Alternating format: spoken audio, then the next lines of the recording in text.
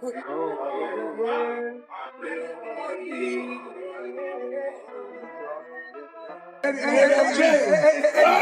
Hold me back. You'll fight, Eddie.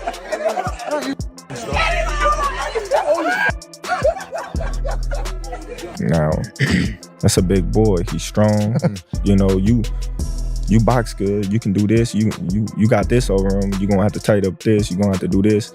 You know, it's a conversation. With Canelo said, I believe Canelo at one particular time thought I was scared of him. Floyd Mayweather's first words after working out with Terence Crawford were full of optimism as he gave Crawford tips on how to get ready for Canelo Alvarez.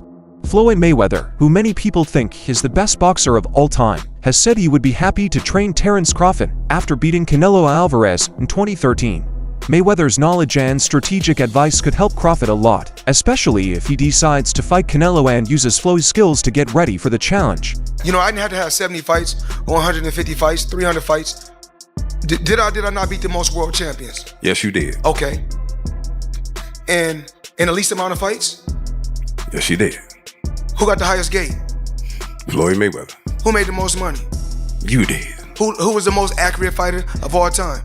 You were. So it's basically saying that... The greatest of all time. Okay. All right. Floyd Mayweather talked about his fight with Canelo Alvarez and emphasized how small he was during the fight. "I probably came in at 151 or 152, he said. Floyd showed how good he was in the ring by beating the younger, stronger Canelo with skill, accuracy, and experience, confirming his reputation as a boxing legend. It wasn't my idea. So at one particular time, you guys can, anybody, you can go online and pull this up. It was an article.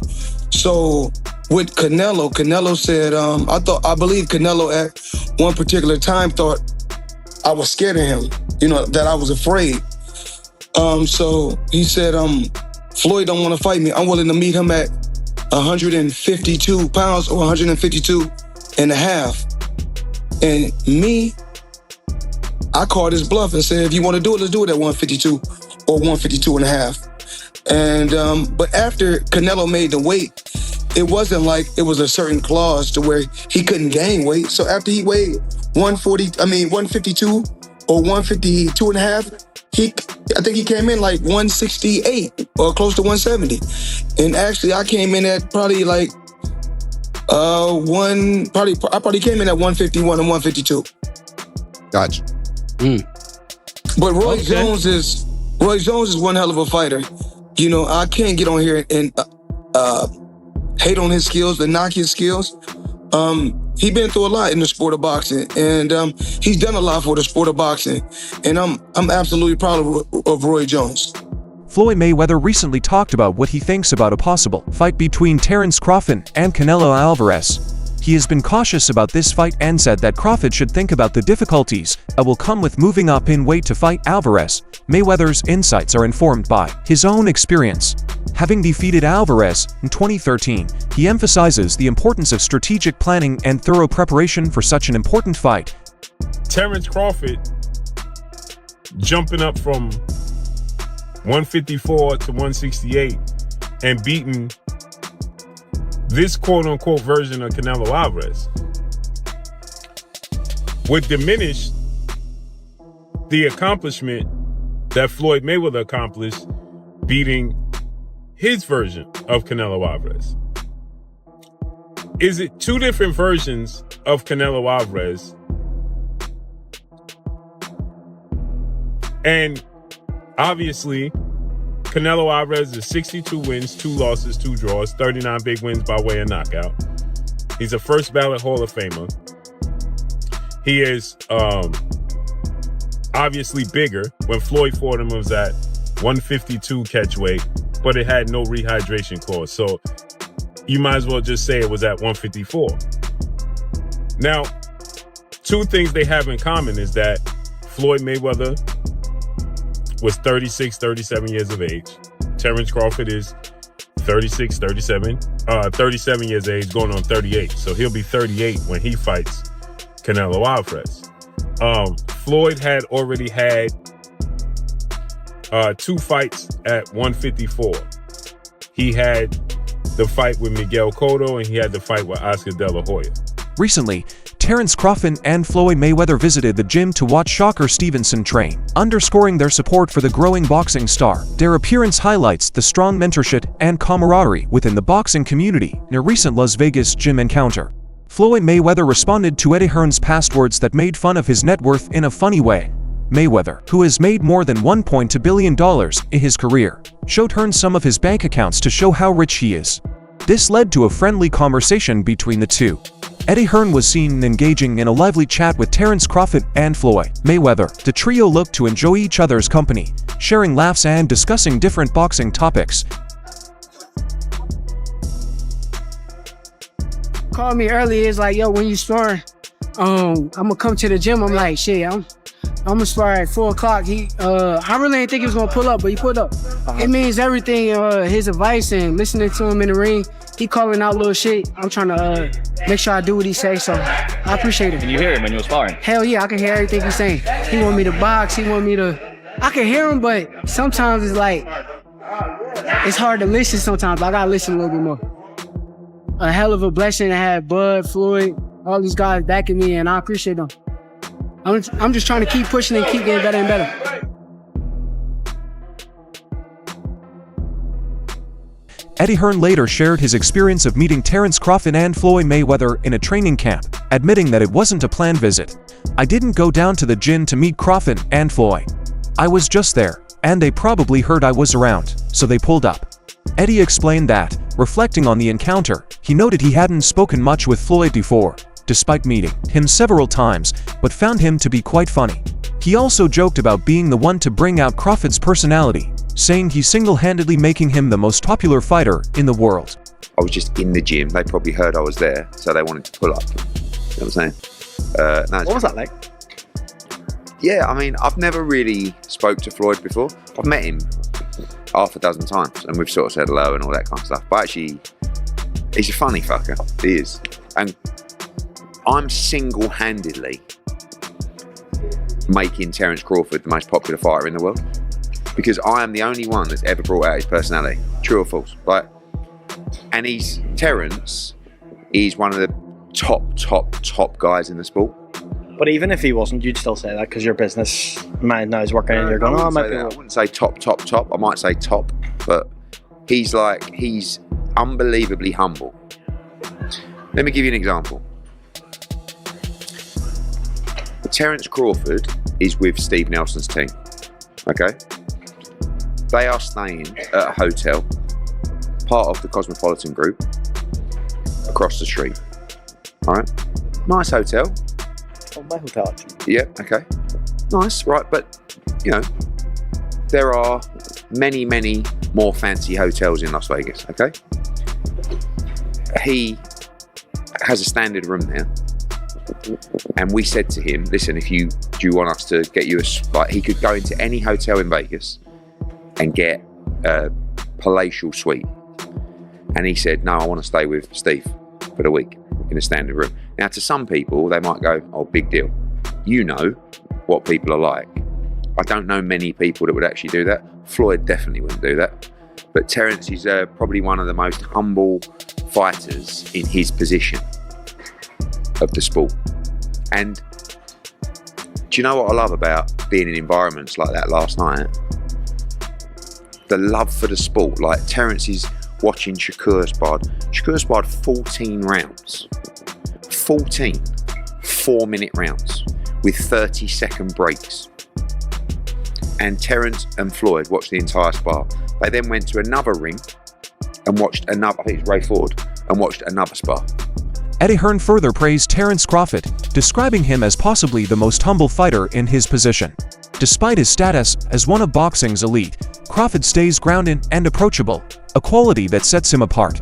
Hearn highlighted Crawford's authenticity, emphasizing his respect for the sport and his genuine character while breaking down this intriguing fight. Teddy Atlas wonders if Canelo Alvarez can handle the smaller, faster, and slicker Terence Crawford. Highlights Crawford's superior defensive skills, better footwork, and ability to create angles, tools that could attack Canelo's occasional tendency to slow down at this stage of his career. Teddy Atlas further asks if Canelo can still close gaps quickly or if Crawford's speed and movement will keep him off balance. Atlas wonders if Crawford can neutralize Canelo's power by staying elusive and not allowing him to launch his bombs. It seems like it's not official, but it may be a done deal. Terence Crawford, Canelo Alvarez. Early thoughts? What do you think? Yeah, look, the first thought is, can he handle the weight jump? Can he handle the weight jump? He being Crawford. Against Madridov, people are going to say, oh, he had some hiccups. Who don't have hiccups? When you eat something that's a little difficult to eat, and Madridov was a little difficult to eat, he's not easy to digest. He's a good fighter. When you eat something that's a little tough to digest, you get hiccups, right? So, come on, he's human. So he had a few hiccups. He won the fight. He's Terence Crawford. A lot of people say, oh, Teddy, you make him so good. You're always saying how great Crawford is, but who's he beating? He unified the, what was his first division? Lightweight, then he unified the junior, then he unified the junior welter, then he unified the welter. I think I got the weight classes right. It doesn't matter. He unified like 3 different weight classes. He moved up in weight. He's beaten anybody that they put in front of him. He beat an undefeated fighter in Errol Spence that everybody thought was just like, one of the best fighters out there, which he was. He was one of the top fighters pound for pound out there, and he didn't just beat him, he dismantled him. He might have ruined him. We were talking about getting ruined in fights earlier. He might have ruined him. We don't know. He hasn't been back yet, Spence. He may have psychologically, physically ruined him, but he has done everything asked of him, and he's done it in a superb way. It's not that he's just won. I look at how people win. How versatile are they? How mentally together are they? What happens when they're tested? What happens when they have to make an adjustment? I look at all those things. What happens when they can't depend on power? What else do they have to depend on? I look at everything, their technique, their defense, their offense, all of it. And I look at Crawford as one of those special guys. I don't care if you guys are tired of me saying it. I look at him. Look, Canelo's special too. I get it. And he's bigger. I get that too. Bomac shared his thoughts on Canelo Alvarez's comments about Terence Crawford, noting that Canelo seemed to downplay Crawford's successes, perhaps to set the stage for a possible fight. Bomac highlighted Crawford's reaction to critics who said he hasn't faced top opponents, pointing out that those fighters were notable until Crawford dismantled them. This reflects Crawford's dominance, making top-tier opponents look average. Bomac emphasized that Crawford seeks no excuses or conditions, such as a rehydration clause, because he wants to prove he's the best without limits. Crawford's desire to face challenges head-on underscores his confidence and pound-for-pound greatness. Yeah, Shakur is, and he's taking on all smoke. Look, it'd be remiss of me not to talk about the pound-for-pound #1 in the world, Terence Crawford. Always making headlines these days. He's cemented his legacy. I think he's certified Hall of Famer whenever he wraps it up. Stepped up in weight, won another world title last time out. Now they're talking about this fight with Canelo Alvarez. It was interesting to see the comments from Canelo on how he sort of assessed Bud Crawford's career. I almost feel after the Spence fight that was like an exclamation point on everything he's done, maybe from the critics who never gave him credit, but it almost seems like Canelo was downplaying his achievements. What do you make of that? Is that to build a fight? Because it sells itself. Well, I'm gonna tell you like this. I think Crawford rebuttal was everybody always say he hasn't fought nobody, or everybody that he fought was a no name. But I'm gonna tell you like this, what Crawford said. Well, they was something until Crawford fought him. So obviously he's doing a great job because he's making everybody look normal. Not everyone, like when they go against Canelo, I don't think there's anyone else in boxing who you would ask and say this is a possible task for. But for Crawford, because of his pound for pound abilities, and apparently no rehydration clause. Am I hearing that right? He wants full smoke at that weight. Let's go, man. That's what Crawford wants. He wants to show the world that he's the best. So, and why put stipulations in there when you know that you can be the best? So let's go test ourselves. Look, I appreciate you taking this time. We don't get to speak all the time, so it's good to get you over here. And maybe we'll catch up later in fight week, but I appreciate you. Thank you. All right. then Rafael discussed the long-awaited fight between Canelo Alvarez and Terence Crawford, saying that it had been a topic of conversation among fans and analysts for quite some time. He thanked promoter Eddie Hearn for making the fight happen. Rafael also stated that Canelo expressed a desire for this showdown, though he felt there was a slight downturn in Canelo's attitude towards it. Canelo, known for his business-savvy mindset, is also seeking a big financial reward from the fight. Rafael's analysis underscores both the excitement and the financial motives surrounding the highly anticipated clash. Canelo Alvarez doesn't have many welterweight opponents who can capture the same amount of public attention as Terence Crawford. Crawford's unique skills, fame, and allure make this fight incredibly intriguing. In the May, I've read somewhere that Canelo has shortlisted Crawford for the May fight, his fight in May. Dan, what's happening? Yeah, listen, I think it's just a fluid situation. I don't think there's anything definitive one way or the other at this point. I mean, it's not a secret that that's a fight that's been discussed by a lot of us and by a lot of people in the sport for quite a while. Certainly, it's a fight that Turki Al-Sheikh from Saudi Arabia has shown a lot of interest in. And of course, if it's going to get made, someone's going to have to put up a lot of guaranteed money. And he's probably the person that's going to do it. He's obviously been working closely with Terence Crawford. He was involved with Terence Crawford's last fight that took place in August when he fought Israel Madrimov. It's obviously a fight that Terence Crawford has been very vocal about wanting. Now, Canelo hasn't ever said he wanted the fight, kind of downplayed it to a certain degree. But it wasn't that long ago, I don't know, maybe a couple of months ago, he was doing an appearance and he was asked about it and he didn't close the door on it. In the past, he sort of like closed the door on it. It was like, I'm not interested. He's like, listen, I'll talk to anybody and listen to what they have to say about the deal, any kind of deal. So in my mind, that sort of at least cracked open the door to have the conversation. Like he wasn't just saying, forget it, in terms of working with Turki or anybody else. So I think that Canelo is a smart person in terms of his boxing, but also in terms of his business. And when he looks around at the landscape and he wants to make a huge amount of money, like all top fighters or any fighter for that matter, and he looks and sees, who can I fight where I can make the biggest score, in a big time fight? On impulsive, Terence Crawford acknowledged Canelo Alvarez as a strong, skilled fighter, calling him a big boy in the ring. However, Crawford stressed that boxing ultimately comes down to stepping up and fighting, suggesting that greatness is proven through action and willingness to face the toughest challenges head-on. Showbiz broke down why Canelo Alvarez's claim about Terence Crawford having just one big win is off the mark. While it's true Errol Spence Jr. was Crawford's biggest win, Showbiz pointed out Crawford has several notable wins that cement his legacy. He mentioned Sean Porter, who had never been stopped until Crawford Kell broke, who Crawford dismantled with ease, and Gamboa, a fight where Crawford first showed his dominance. He also highlighted Victor Postol as a big win. According to him, Crawford's career is defined by consistent excellence, showing he's much more than just a one-win fighter. Steve Nelson just said, and I'm paraphrasing because you guys heard it, link will be in the description. He just told you out his own mouth, he's like, fans are saying that Crawford should fight David Benavidez or a true 168-pounder. Doesn't make sense. Bud is after legacy, and then he said, and money. So this proves why I don't want to see this particular fight like some of y'all. He just told you. So this is what I call an advanced cherry pick. Now, I know some people, you're gonna start crying.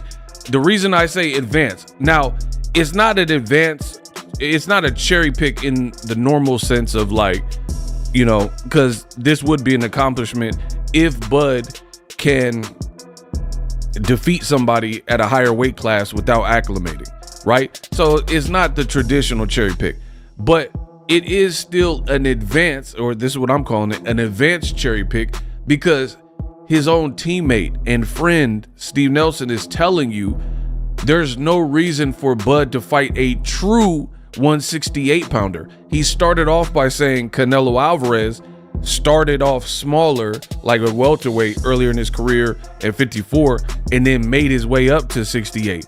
So that lets me know the mentality from Team Crawford is Canelo, we know he has shown signs of slippage and being a little bit older in his On impulsive, Terence Crawford acknowledged Canelo Alvarez as a strong, skilled fighter, calling him a big boy in the ring. However, Crawford stressed that boxing ultimately comes down to stepping up and fighting, suggesting that greatness is proven through action and willingness to face the toughest challenges head-on. Showbiz broke down why Canelo Alvarez's claim about Terence Crawford having just one big win is off the mark. While it's true Errol Spence Jr. was Crawford's biggest win, Showbiz pointed out Crawford has several notable wins that cement his legacy. He mentioned Sean Porter, who had never been stopped until Crawford Kell broke, who Crawford dismantled with ease, and Gamboa, a fight where Crawford first showed his dominance. He also highlighted Victor Postol as a big win. According to him, Crawford's career is defined by consistent excellence, showing he's much more than just a one-win fighter. He said, when Terence Crawford said that he moved up and won, and Canelo moved up and lost, I don't think that was a strong point. The reason why, and I love Terence Crawford, but I understand people gonna get hurt and all that, so y'all get hurt in comments like that. But I don't think it was a strong point because Canelo Alvarez actually moved up and won. I mean, he moved up a lot of weight classes, but if you want to talk about light heavyweight, he moved up and he beat Kovalev. He knocked Kovalev out the first time he moved up. Then he moved up again and he lost to Bivol. 115, 113, losing to Bivol. Terence Crawford, on the other hand, he moves up to 154. He won 115, 113, but it was against an 11-0 Madrimov who didn't really have much of a resume. So, I mean, it's just different. Let's be honest. Madrimov, you can't really name who's his biggest win. Canelo Alvarez and what he had to say about Terence Bud Crawford was false. Terence Bud Crawford has more than one good win. He had one significant win, which was like his biggest win, but he had many of good wins. A lot of people like to bring up Postol, which, you know, I just think he was too much for him, to be honest. But I do like his Sean Porter win, right? I like the way he dismantled Kell Brook. You know, he had some wins. I mean, even against Gamboa at the time, that was really when you were like, oh, this Terence Crawford is really too much for this division. So, I mean, yeah, Errol Spence was his biggest win, but he didn't just have one win. That's it for today's movie. Stay tuned until next time.